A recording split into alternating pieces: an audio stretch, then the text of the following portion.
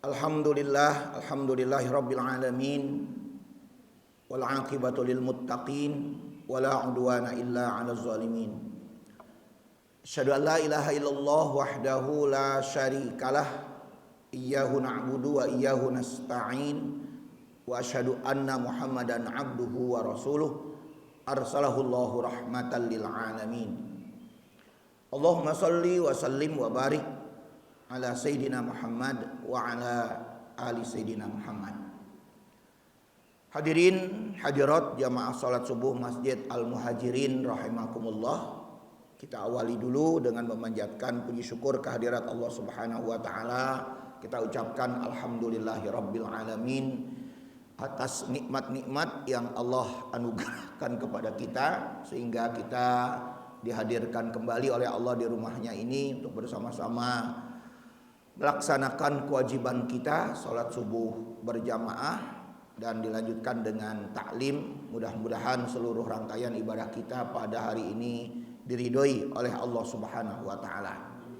Salawat dan salam semoga terlimpah untuk Rasulullah sallallahu alaihi wasallam dan juga keluarga Rasulullah, para sahabat, tabi'in, tabi'ut tabi'in, insyaallah termasuk kita sekalian hingga akhir zaman. Bapak sekalian, kita langsung saja pembahasan kita pada sumber hukum yang kedua di materi usul fikih ini. Yang ketiganya adalah al-ijma'.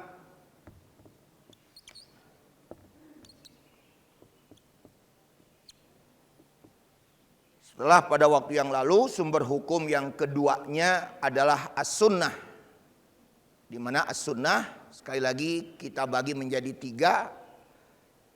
Sunnah berkaitan dengan fi'liyah, perbuatan-perbuatan Rasul. Sunnah yang berkaitan dengan qauliyah, yaitu ucapan-ucapan Rasul. Dan sunnah yang berkaitan dengan persetujuan Rasulullah SAW. Fi'liyah, qauliyah, dan takririyah. Yang ketiga, sebagaimana yang sudah disepakati oleh para ulama usul fikih, bahwa sumber hukum yang ketiga adalah al-ijma'. Apa itu al-ijma'? Al-ijma' secara letterlek artinya adalah kesepakatan, konsensus, kesepakatan, konsensus. Definisi menurut ulama usul fikih yang dimaksudkan dengan kesepakatan atau al-ijma' ini adalah kesepakatan di antara mujtahid. Mujtahid. Orangnya disebut mujtahid, perbuatannya dengan istilah ijtihad. Perbuatannya ijtihad, mujtahid orangnya. Atau boleh kita sebutkan lagi kesepakatan para ulama dalam masalah ini, dalam arti yang lebih luasnya lagi, kesepakatan para ulama atau kesepakatan para mujtahid, ya. Setelah Rasulullah Shallallahu alaihi wasallam wafat. Ini difahami ini, Pak. Kesepakatan para mujtahid atau para ulama setelah Rasulullah wafat, setelah Rasulullah tidak ada. Dalam perkara hukum, Jadi poin-poin itu kita garis bawahi. Sekali lagi, kesepakatan para ulama atau para mujtahid setelah Rasulullah Shallallahu alaihi wasallam wafat dalam perkara suatu hukum. Nah, begitulah definisi yang dikemukakan oleh para ulama usul fikih. Yang menjadi pertanyaan kita sekarang, Pak, ini pertanyaan kita. Apakah mungkin kesepakatan para ulama itu bisa terlaksana, bisa terjadi? Itu pertanyaannya. Nah, kenapa kita mengajukan pertanyaan ini? Karena persoalan kita sekarang ini adalah persoalan yang sudah sudah terlalu luas Pak persoalan-persoalan umat ini. Pertama Pak, kalau kita mau katakan ya Pak ya, dalam masalah ini kita sudah mengenal apa yang namanya nation state, negara bangsa, ada tersekat. Kalau setelah Rasulullah Shallallahu Alaihi Wasallam wafat masuk di era sahabat pada saat itu belum ada yang namanya nation state, negara bangsa. Nah sekarang dari negara bangsa yang kita sudah katakan tersekat itu, permasalahan itu berbeda-beda. Itu permasalahannya. Yang pertama. Permasalahan yang kedua adalah mendefinisikan kembali siapa yang disebut dengan mujtahid itu. Kalau secara letterlock saya katakan di sini, ini arti letterlocknya, mujtahid artinya orang yang menggali hukum dari teks-teks ayat maupun teks-teks hadis. Orang yang menggali dari teks-teks ayat maupun teks-teks hadis. Atau dengan bahasa Arabnya disebut dengan istilah istinbat hukum. Penggalian terhadap hukum, dikeluarkan hukumnya dari teks-teks ayat. Mujtahid itu akar kata dari kata jahada, sebetulnya jahada itu sering Bapak sebutkan dengan istilah jihad. Dan jihad itu sendiri artinya adalah bersungguh-sungguh. Jadi pengertian dari mujtahid inilah yang menjadi permasalahan kembali. Apa yang menjadi kriteria dari mujtahid itu sendiri? Nah untuk menentukan kriteria siapa yang disebut mujtahid ini sekali lagi sulit untuk dicarikan definisi yang baku. Itu sulit sekali. Nah, itu permasalahan yang kedua saya katakan tadi. Nah permasalahan yang ketiganya kalau kita mau katakan lagi seperti yang saya bilang tadi, karena persoalan umat ini sudah persoalan yang lebih luas lagi, mungkin apa enggak para ulama-ulama yang berbagai macam disiplin ilmunya itu, ada yang menguasai ilmu ini, ada yang menguasai ilmu itu, lalu bisa dikumpulkan dalam satu wadah misalnya, itu pertanyaan-pertanyaan berikutnya. Sehingga sebagian ulama mengatakan, sebagian ya Pak, ulama mengatakan untuk melakukan ijma ini sulit. Sehingga nggak bisa tercapai. Begitu menurut alasan sebagian ulama bahwa ijma itu tidak mungkin bisa dilaksanakan karena permasalahan-permasalahan yang saya sudah kemukakan tadi. Nah, kemudian kalau dilihat dari sisi legalitas. Nah, sekarang dari sisi legalitas, Pak. Ada nggak dalil ayat maupun hadis dari Rasulullah Shallallahu Alaihi Wasallam yang namanya ijma itu ada? Jawabannya ada, Pak. Secara dalil ada, secara dalil kita temukan. Apa dalil yang kita temukan? Pertama, kita sebutkan dalil-dalilnya nih Pak. Surat An-Nisa, ayat ini populer ya Pak ya. Surat An-Nisa ayat 59. A'udzubillahi minasyaitonirrajim. Bismillahirrahmanirrahim. Ya ayyuhalladzina amanu ati'ullaha wa ati'ur rasula wa ulil amri minkum.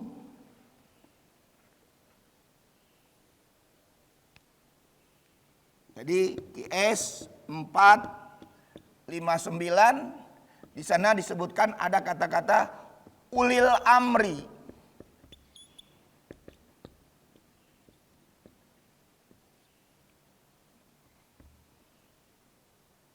Siapa yang disebutkan ulil amri di sini? Para ulama tafsir mengatakan memang berbeda-beda. Ada yang mengatakan ulil amri ini adalah penguasa. Tetapi ada juga yang mengatakan ulil amri ini adalah ulama yang kita sebutkan dengan mujtahid itu tadi.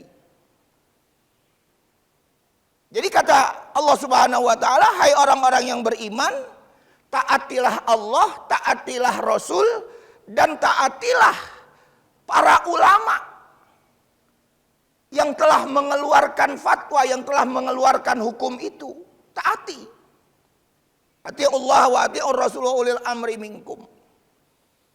Jadi berdasarkan ayat ini dijadikan sebagai apa? Melegalkan adanya ijma. Melegalkan adanya ijma. Yang kedua, Quran surat An-Nisa, surat An-Nisa ayatnya ayat 83.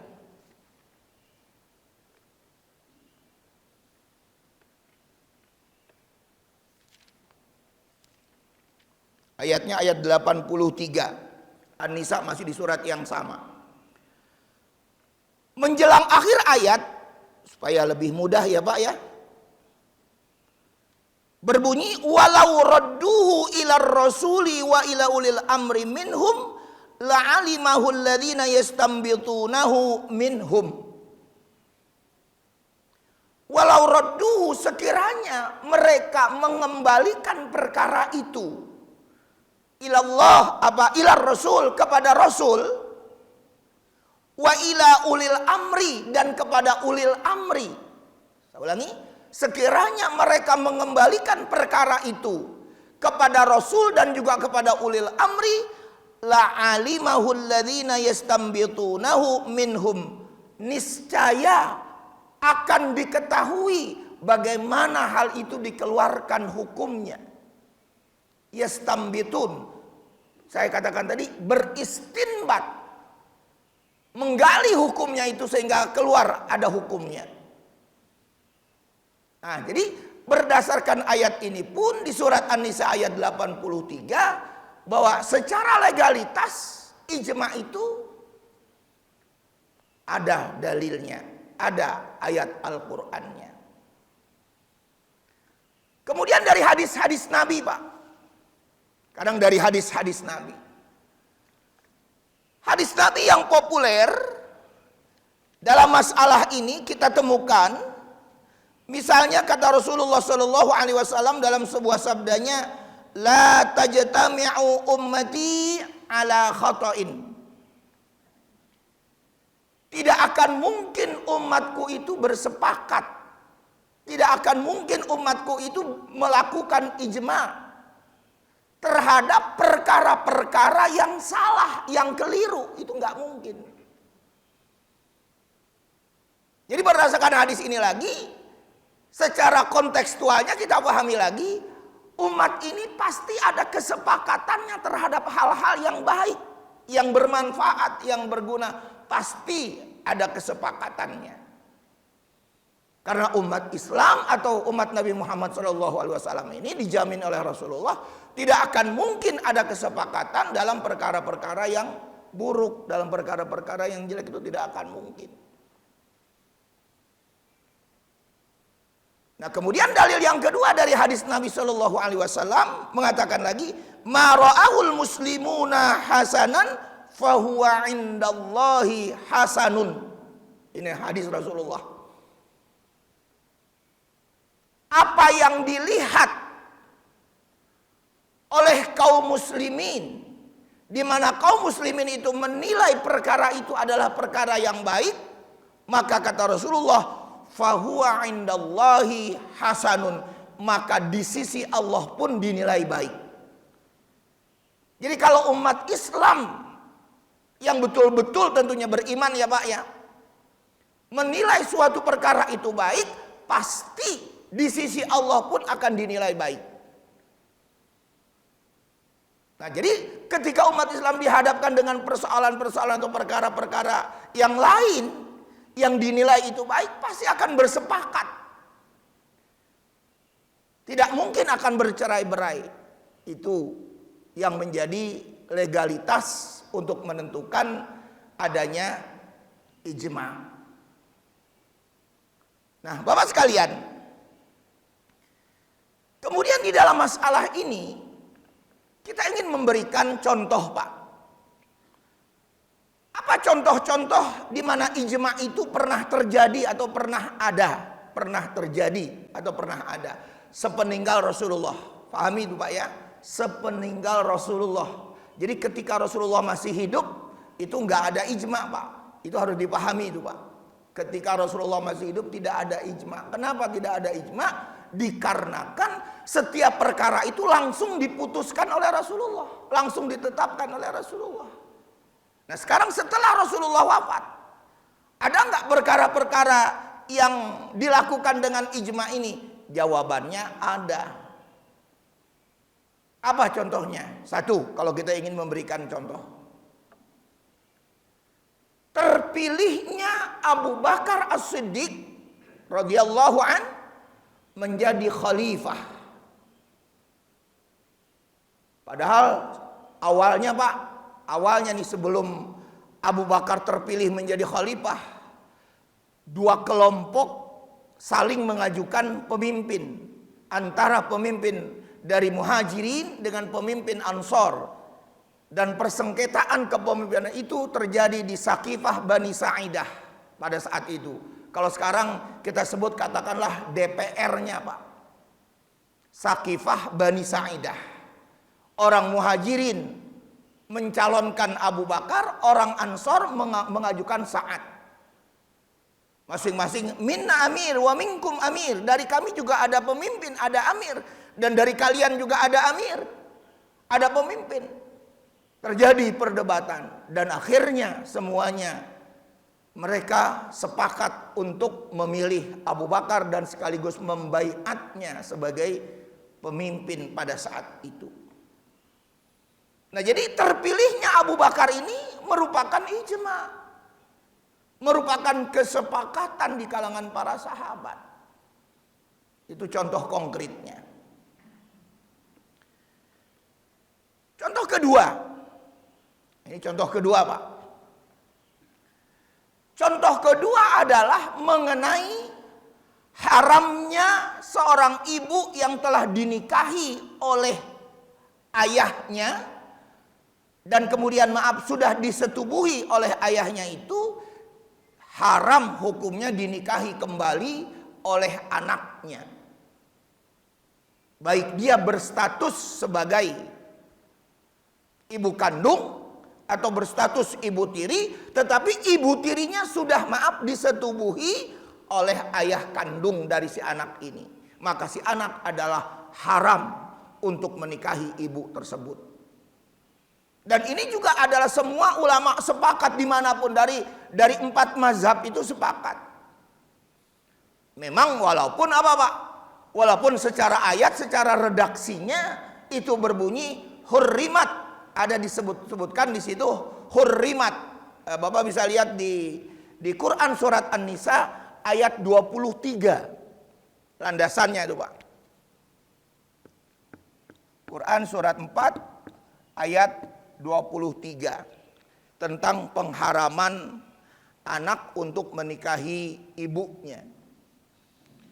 Jadi walaupun berdasarkan ayatnya memang sudah jelas, tapi memang di situ juga semua ulama sepakat bahwa perkara itu nggak boleh dilakukan oleh seorang anak. Haram hukumnya, sepakat haramnya. Tidak ada ulama manapun yang membolehkan. Tapi kan dulu berbeda yang pernah saya katakan pada waktu-waktu yang lalu tuh Pak. Bisa saja terjadi ikhtilaf kalau apa Pak? Kalau dari sisi bahasa itu mengandung beberapa arti. Dulu pernah kita kemukakan baik yang ada di dalam ayat-ayat Quran maupun yang ada di dalam hadis-hadis Nabi. Bisa saja itu terjadi dari sisi bahasa. Dulu pernah kita sebutkan salah satu contohnya adalah bersentuhan. Ya, bersentuhan kulit antara lawan jenis. Nah, jadi ini perkara-perkara ini yang tentunya terjadi perbedaan-perbedaan. Tetapi dalam konteks yang seperti ini kita sudah sebutkan tadi, nggak ada perbedaan di kalangan para ulama itu sendiri untuk menentukan haramnya anak tadi. Nggak ada perbedaan. Semua ulama sepakat dalam masalah ini. Dasarnya tadi Quran surat An-Nisa surat 4 ayat 23. Contoh berikutnya Pak. Contoh berikutnya tentang haramnya lemak babi, Pak, lemaknya. Bapak sekalian, kalau Bapak ngelihat teks ayat, haramnya babi itu adalah daging. Bapak lihat teks ayatnya. Hurrimat alaikumul maitatu waddamu walahmul khinzir.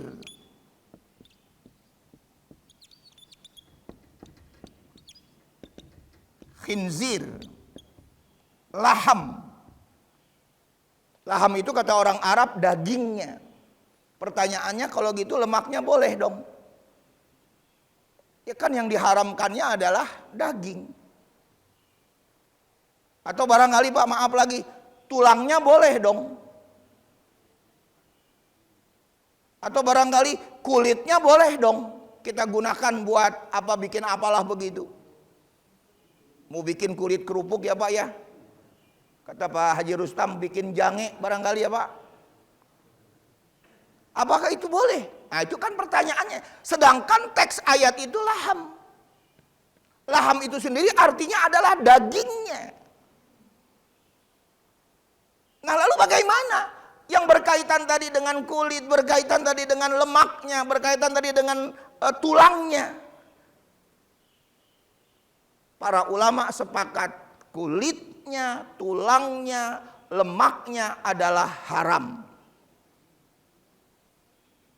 Lalu dasar untuk menentukan hukumnya dari mana? Mengambil hukumnya dari mana?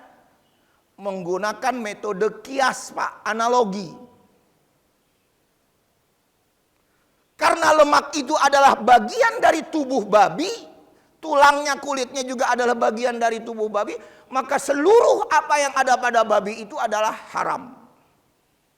Jadi dikiaskan, dianalogikan untuk mengeluarkan hukum tentang lemak babi itu. Dan hal ini semua ulama sepakat Pak, bahwa lemak babi haram. Gak ada yang bilang boleh Pak. Ya, yang namanya tulang babi haram, yang namanya kulit babi haram, gak ada yang bilang yang boleh di kalangan para ulama-ulama itu. Sepakat. Tapi tadi saya katakan dalam masalah ini pengambilan hukumnya itu dengan cara metodenya dengan metode kias analogi. Nah nanti insya Allah bulan depan kita berbicara tentang kias, tentang analogi sebagai sumber hukum yang keempat. Contoh berikut Pak. Contoh berikut yaitu di zaman Khalifah Abu Bakar radhiyallahu an, tentang diperanginya orang-orang yang tidak mau membayar zakat. Itu di zamannya Abu Bakar.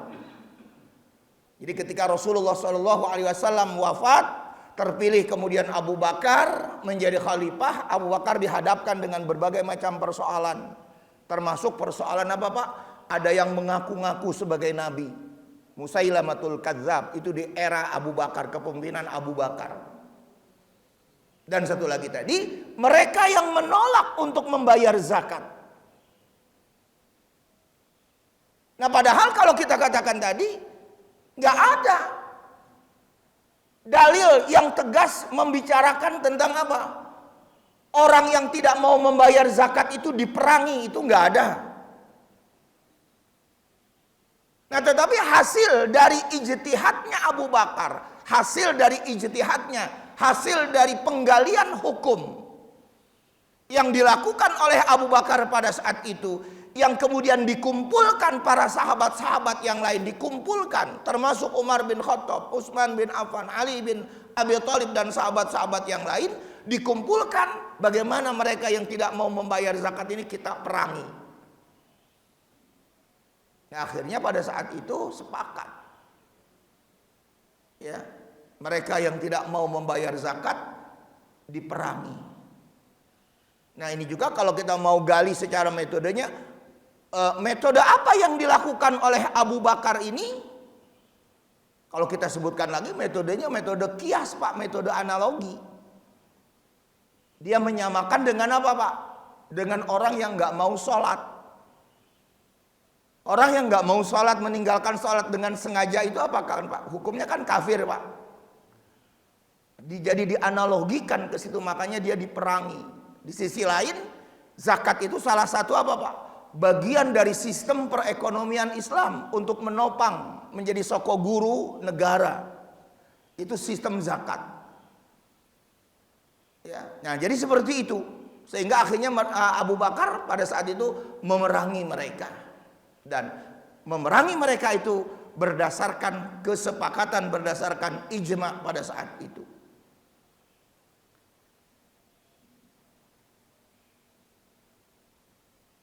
Berikutnya satu lagi Pak, saya berikan contoh tentang adanya ijma setelah Rasulullah SAW itu wafat. Apa itu? Yaitu pembagian waris terhadap seorang nenek, di mana waris yang didapatkan oleh si nenek ini mendapatkan hanya 1/6 waris. 1/6. Nah, ketika si nenek ini ada pada saat itu masih hidup, nah, maka si nenek mendapatkan 1/6 dari waris yang sudah ada. Kalau dicari-cari lagi nih Pak, nih nanti dalil-dalilnya sulit lagi. Kalaupun ada nanti dalilnya katanya dengan dalil ahad, hadis Nabi yang ahad. Biasanya mereka orang-orang ulama-ulama tertentu nggak mau menggunakan dalilnya dengan dalil hadis ahad. Maunya yang mutawatir pada umumnya begitu Pak. Nah, jadi dalam masalah ini adalah merupakan contoh-contoh yang real ya, yang memang terjadi pada saat itu untuk dijadikan dengan dasar hukum adanya kesepakatan itu tadi atau adanya ijma di kalangan para sahabat. Nah, cuman ketika persoalan-persoalan ini kita tarik pada masa sekarang ini yang saya sudah katakan tadi, maka akan sulit untuk melakukan ijma tadi itu tadi. Karena tadi kita sudah tersekat-sekat tadi. Dan permasalahan-permasalahan kita berbeda-beda. Nah, sehingga di dalam masalah ini, para ulama usul fikih membagi ijma menjadi dua Pak. Para ulama usul fikih membagi ijma menjadi dua bagian. Pertama, ada ijma yang namanya ijma shorih. Shorih itu tulisannya shad, ro, ya dan ha kecil. Shorih. Apa itu shorih? Artinya jelas, ijma yang jelas. Di mana ada apa? Ada pertemuan di kalangan para ulama itu sendiri untuk mengeluarkan suatu hukum. Jadi boleh saja Pak, boleh saja kita katakan lagi ya Pak ya. Contoh, ini sekedar contoh nih Pak. Kemarin di tahun 2016, barangkali pernah saya sampaikan di sini, tahun 2016 ada pertemuan ulama sedunia di Chechnya. Ya, salah satu negara bekas jajahan Uni Soviet dulu. Di Chechnya tahun 2016 bulan Agustus, untuk menyepakati apa yang saya pernah katakan, siapa yang disebut dengan ahlus sunnah wal jamaah. Siapa yang disebut dengan ahlus sunnah wal jamaah. Walaupun sebagian kecil ulama-ulama Saudi menolak, khususnya yang tergabung dalam faham Wahabi Salafi. Menolak mereka.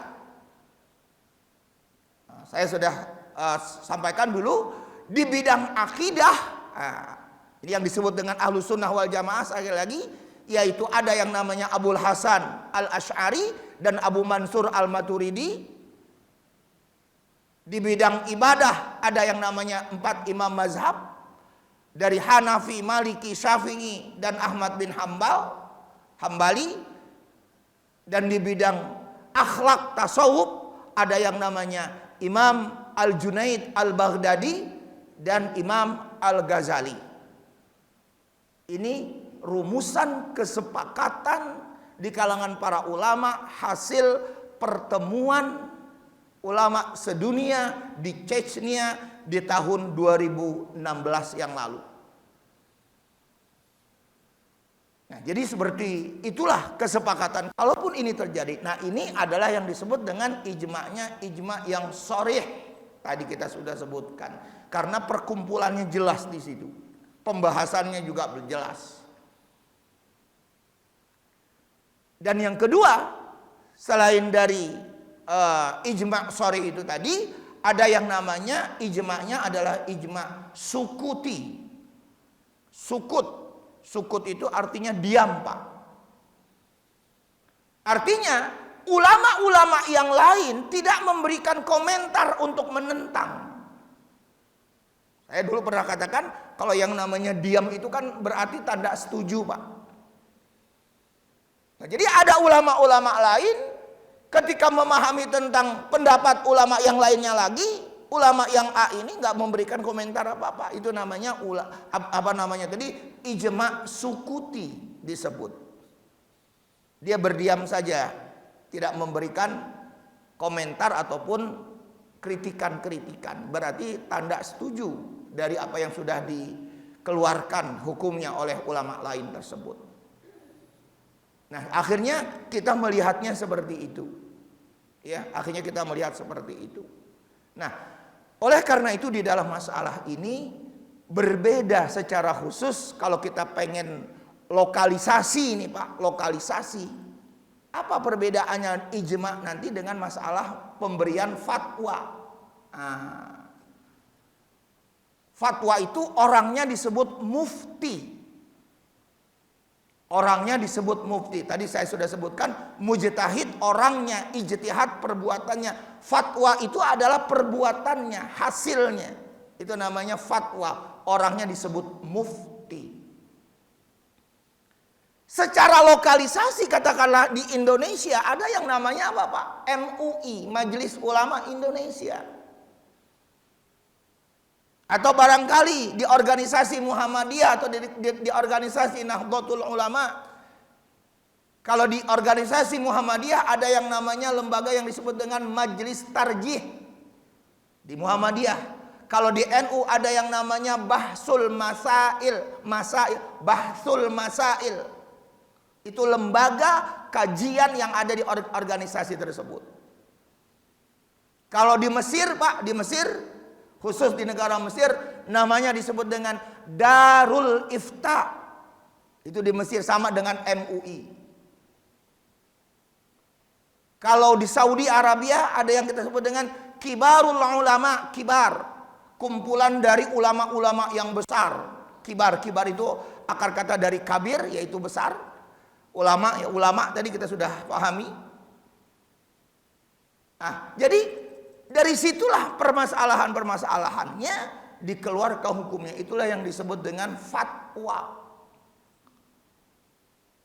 Nah, jadi yang namanya ijma itu untuk berskala dunia. Sedangkan fatwa itu ya terlokal, khusus di Indonesia. Nah, disitulah tentunya juga Majelis Ulama mengumpulkan atau menghimpun para ahli tentunya. Ulama-ulama di bidang apa, mengerti di bidang apa, berkumpul untuk mengeluarkan hukum tersebut apa. Contohnya kayak kasus apa, Pak? Kasus rokok, apakah haram rokok? Tentu demikian juga tentang haramnya apa tidak tentang bank konvensional. Sampai sekarang bank konvensional saja kan nggak ada apa-apa, nggak ada kesepakatannya apakah haram, apakah makruh secara nasional ya, secara nasional. Masing-masing berbeda. Persis Persatuan Islam itu yang dipimpin oleh dulu Hasan sampai sekarang masih membolehkan yang namanya bank konvensional. Bank konvensional halal. Jadi jangan resign, Pak, kalau ada yang menjadi pegawai bank. Ya. Nah, jadi seperti itu. Sampai sekarang nggak jelas atau belum jelas untuk menyatakan tentang haram atau tidaknya itu bank konvensional itu. Ya, nah jadi hal-hal yang seperti inilah sekali lagi kita sebutkan dengan istilah tadi ijma sukuti. Ya, nah, kemudian berbeda antara ijma dengan fatwa itu tadi. Nah, saya kira demikian Bapak sekalian ya. Mudah-mudahan ini dapat difahami oleh kita semua bagaimana tentunya Islam memberikan metode ya ataupun secara khazanah keilmuan bagaimana hukum-hukum Islam itu dapat digali kemudian dikeluarkan hukumnya. Kita silahkan Pak, barangkali ada yang mau dialog, ada yang mau sharing.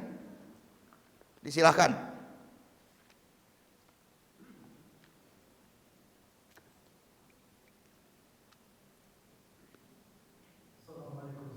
Waalaikumsalam.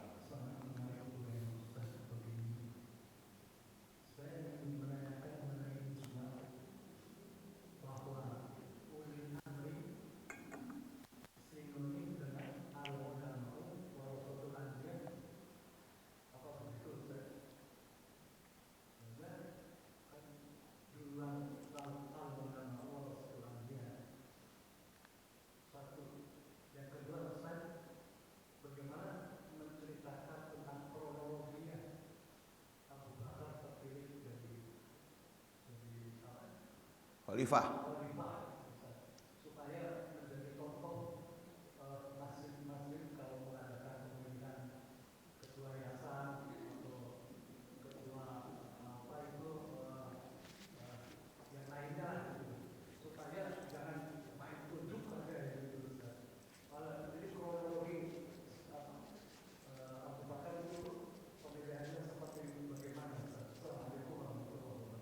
Waalaikumsalam warahmatullahi.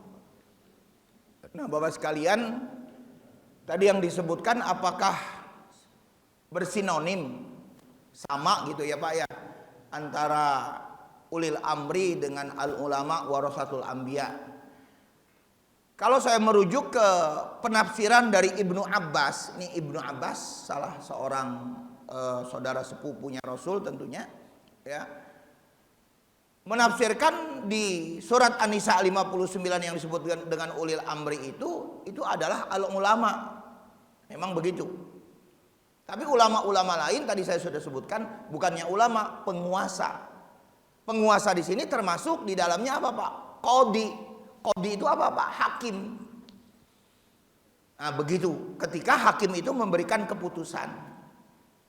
Nah, cuman kan persoalannya memang kalau dikaitkan tentang warasatul anbiya sebagai pewaris Nabi, apa yang diwariskan oleh Nabi Pak? Yang diwariskan oleh Nabi adalah ilmunya. Nah, itu harus dipahaminya begitu. Jadi kalau dikatakan ulama-ulama itu sebagai pewaris Nabi, lalu apa yang diwariskan oleh Rasulullah? Yaitu ilmunya, ilmu yang diajarkan oleh Rasul. Nah, itulah yang diwariskan kepada para ulama. Banyak kan berbeda kedudukannya ulama sebagai Rasul, ulama bukan sebagai Rasul. Ulama hanya menyampaikan dan apa yang diwariskan oleh Rasul Shallallahu Alaihi Wasallam diwariskan seperti itu. Nah tentu kalau kita lihat nanti kriteria-kriterianya ya banyak tentunya Pak. Makanya kalau kita mau sebutkan ulama, ini kita pahami dulu ulama ya Pak ya, arti letter luck-nya supaya kita jelas. Ulama berakar kata dari kata alim. Alim berakar kata dari kata ilmu. Jadi kalau mau kita artikan ulama itu artinya adalah orang-orang yang berilmu. Alim. Alim kan orang yang mengetahui Pak. Orang yang tahu. Nah kemudian kata alim itu berakar kata dari kata ilmu. Ilmu itu apa Pak? Definisi ilmu Pak. Saya tanya lagi, apa itu definisi ilmu? Prof. Quraisy Shihab memberikan pengertian tentang definisi ilmu. Ilmu adalah terbukanya sesuatu sehingga menjadi jelas. Terbukanya sesuatu sehingga menjadi jelas. Ulama lain mengatakan ilmu adalah bertambahnya keyakinan terhadap sesuatu. Bertambahnya keyakinan terhadap sesuatu. Itu namanya ilmu. Jadi orang berilmu itu adalah orang yang menghilangkan keraguan-raguan karena dia bertambah yakin, Pak. Untuk menjalankan suatu perkara, untuk menjalankan suatu perintah. Gak ada kebimbangan bagi orang-orang yang berilmu itu. Jadi justru orang-orang yang yang bimbang itu ya orang yang gak berilmu. Ya.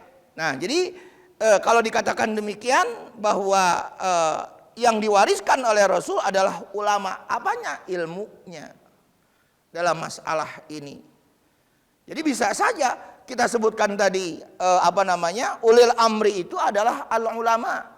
Karena kalau kita mau artikan lagi secara letterlock di sini nih Pak ya, ulil amri ada dua kata. Uli satu kata, al-amr satu kata. Arti letterlock uli itu artinya yang mempunyai, yang memiliki. Al-amri itu perkara, urusan. Jadi ulil amri itu yang memiliki urusan, yang memiliki perkara. Perkara apa? Perkara dari suatu permasalahan. Untuk dikeluarkan hukumnya karena dia orang yang punya kompetensi. Si ulama ini kan orang yang punya kompetensinya, Pak. Dia mahir di bidang ilmu agama. Ilmu agama itu dimulai dari pemahaman bahasa, menguasai ayat-ayat Quran, menguasai hadis-hadis Nabi. Nah, maka disebutlah sebagai ulama itu tadi yang punya kompetensi itu. Dikeluarkan hukumnya, maka ulama tersebut bisa disebut, kita katakan tadi, ulil amri. Nah, jadi keputusannya adalah nanti di sini kita taati. Cuman persoalannya nanti begini lagi Pak nih. Persoalannya ya, apakah setiap keputusan ulama itu mutlak ditaati? Atau setiap keputusan ulama itu mengandung apa Pak? Relativitas. Ada unsur relatifnya. Itu nanti persoalannya akan di situ. Makanya kalau saya pernah katakan pada waktu yang lalu, surat An-Nisa ayat 59 itu ketika berbicara tentang ulil amrinya tidak disertai dengan ati'u, Pak. Bapak lihat redaksi ayat. Ya ayyuhalladzina amanu ati'ullaha wa ati'ur rasulah wa ulil amri. Enggak wa ati'u ulil amri, enggak begitu. Nah, sehingga dipahami oleh para ulama-ulama lagi apa yang dicetuskan atau diputuskan oleh para ulama itu tidak bisa dijadikan sesuatu yang absolut. Tapi kepada Allah, kepada Rasul, absolut itu. Hasil keputusannya saya katakan tadi. Hasil ketetapannya. Nah, itu persoalannya ada di situ. Nah, jadi demikian saya kira masalah tentang ulama sebagai warasatul anbiya tadi. Kemudian yang kedua tadi Pak, berkaitan kronologis tentang pemilihan Abu Bakar. Bapak sekalian, ini nanti menjadi semacam keserakahan dari kalangan orang-orang Syiah ya Pak ya, masalah terpilihnya Abu Bakar menjadi seorang khalifah pada saat itu. Kalau pada saat itu kita mau lihat kronologisnya, memang pada saat itu semua orang pada saat itu sudah resah Pak. Rasulullah yang sudah wafat, sudah meninggal, sudah terbujur jenazahnya itu di rumah istrinya Aisyah radhiyallahu anha itu. Siapa nih kira-kira nih yang mau menggantikan khalifatur Rasul, untuk menggantikan kekhalifahan ini? Nah, tadi yang saya sudah sebutkan tuh, Muhajirin dan Ansor saling mengajukan pemimpin, terjadi di Sakifah Bani Sa'idah. Dan pada saat itu pula jenazah Rasul itu belum dikubur Pak. Bayangkan, mereka sudah ribut. Ya. Padahal jenazah Rasul itu masih terbaring di situ. Nah, kemudian persoalan-persoalan itu muncul ke permukaan. Siapa yang seharusnya? Dari sisi ahlul bait, mereka ada sebagian menawarkan kepada Ali bin Abi Thalib, karena Ali bin Abi Thalib adalah ahlul bait. Kata mereka sebagian ya Pak, mengatakan seperti itu. Tapi melihat dari kriteria-kriteria lain tidak. Kenapa? Karena Abu Bakarlah yang pernah menggantikan menjadi imam kalau Rasulullah berhalangan. Jadi dengan alasan seperti itu, Abu Bakar yang menggantikannya, karena dia sudah menggantikan Rasulullah di saat Rasulullah itu berhalangan untuk menjadi imam. Tapi putrinya Aisyah radhiyallahu anha pada saat itu juga, ya kan Abu Bakar ini kan, maaf bahasa kitanya Pak, cengeng, nangis melulu. Kalau baca ayat-ayat Quran itu nangis. Nah begitu. Tapi biar bagaimanapun akhirnya sahabat-sahabat yang lain untuk memilihnya. Nah tetapi di dalam masalah ini kembali lagi Pak, Syiah mengklaim bahwa Abu Bakar telah mengambil hak kepemimpinan yang seharusnya Ali yang berasal dari ahlul bait kemudian tidak dipilih. Nah disinilah kita orang-orang Sunni mengatakan bahwa persoalan kepemimpinan itu tidak bisa dilihat dari sisi apa Pak? Nepotisme. Kita kan memahami nepotismenya terlalu besar ini di kita ini. Karena dia ada terah kemana nih Pak nih? Terah ke yang dulu presiden dulu, dipilih kan begitu. Ya. Jadi hal-hal yang seperti ini dalam Islam tentunya nggak bisa kita terima. Jadi yang jelas secara khusus nanti bahwa kepemimpinan Abu Bakar atau khalifahnya, terjadinya khalifah kepada Abu Bakar itu merupakan kesepakatan. Lebih lanjut nanti kita belajar sirah sahabat. Lebih lanjut, lebih dalam lagi Pak. Ya, ini materinya usul fikih jadinya. Jadi gambarannya seperti itu. Jadi yang kita harus cermati, sekali lagi saya katakan tadi, Islam pengangkatan kepemimpinan itu tidak didasarkan pada terah seseorang.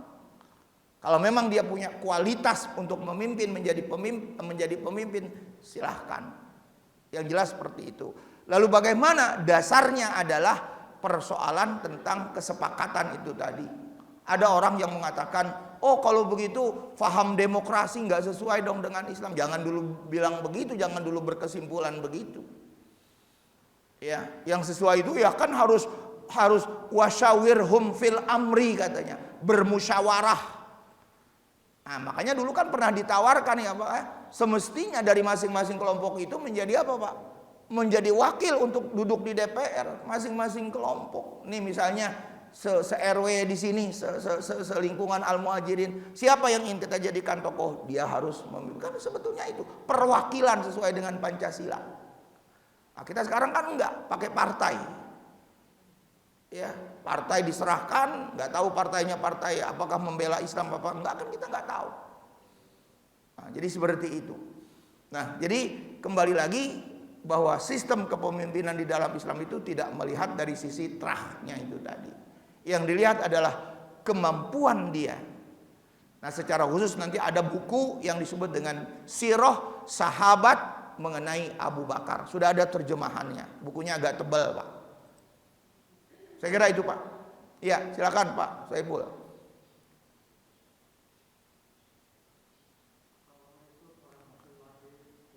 Waalaikumsalam.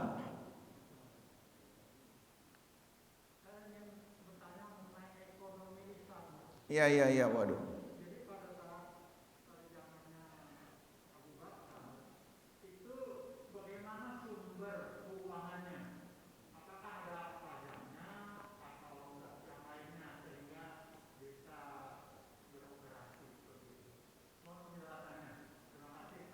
Ya.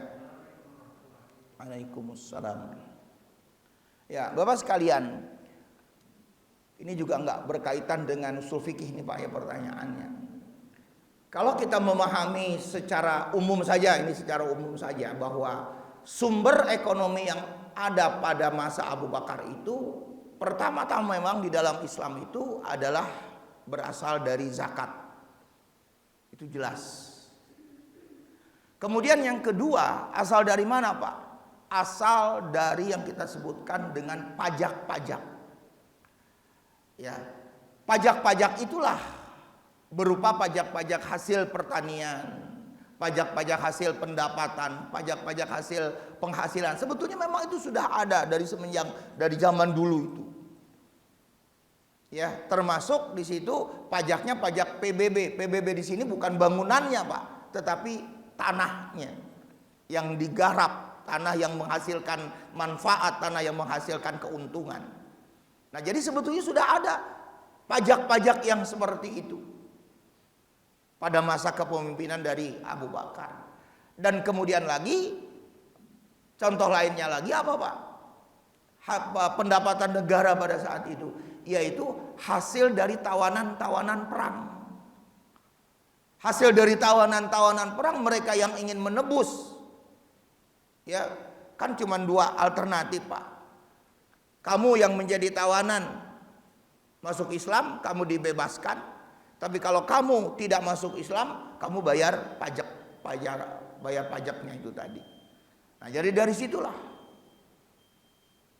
ya sumber perekonomian di dalam Khalifah Abu Bakar, sampai seterusnya diteruskan lagi dengan Umar bin Khattab dan seterusnya dengan juga perkembangan perekonomian di masa-masa yang berikutnya. Dan kalau kita memahami kembali lagi dalam masalah-masalah ini juga, termasuk lagi nanti kita harus bisa bedakan tuh Pak, secara kajian khusus. Beda pajak dengan zakat, itu nggak sama. Zakat dengan pajak itu, secara umum zakat itu diwajibkan kepada kaum muslimin, tapi pajak diwajibkan kepada orang non muslim. Jadi orang yang sudah membayar zakat bagi kaum muslimin itu tidak dikenai lagi pajak. Sebaliknya kan, buat orang non muslim yang dikenai pajak tidak membayar zakat, karena zakat itu salah satu persyaratannya kan adalah dia muslim. Nah, jadi seperti itu ya perkembangannya. Ya Bapak nanti bisa lihat lagi di sirah sahabat ya Pak ya. Sirah sahabat yang berkaitan dengan 4 sahabat Rasul yang menjadi Khalifah Ar-Rasyidin itu. Saya kira itu Pak. Masih ada Pak? Cukup. Baik, mudah-mudahan seluruh apa yang kita sampaikan pada hari ini sekali lagi Allah menjadikan sebagai ilmu yang bermanfaat buat kita semua, sehingga kita semakin lama semakin cerdas, semakin bisa menjadikan apa yang Allah anugerahkan ini menjadi karunia Allah yang terbesar buat kita sekalian. Kita sudahi dengan subhanakallahumma wa bihamdika asyhadu an la ilaha illa anta astaghfiruka wa atubu ilaik. Assalamualaikum warahmatullahi wabarakatuh.